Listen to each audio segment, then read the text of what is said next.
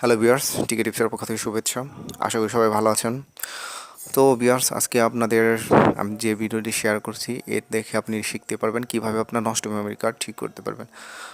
আমরা অনেকেই জানি যে আমরা কম্পিউটার ইউজ করে আমাদের নষ্ট মেমরি কার্ড ঠিক করতে পারি। তবে গাইস, আজকে আপনাদের আমি শেখাবো কিভাবে উইদাউট কম্পিউটার আপনি আপনার মেমরি কার্ডটি মেরামত করতে পারবেন। তো গাইস, এই জন্য যা করতে হবে, আপনাকে একটি নষ্ট মেমরি কার্ড নিতে হবে। দেন আপনি একটি প্লাস্টিকের বোতল নেবেন, আর যে কোনো সাইজের বোতলটি হতে পারে। তারপর কি করবেন, এই বোতলের মধ্যে আপনার মেমরি কার্ডটি ভরবেন। তারপর এই বোতল পুরোটাই হচ্ছে পানি দিয়ে পূর্ণ করে দেবেন।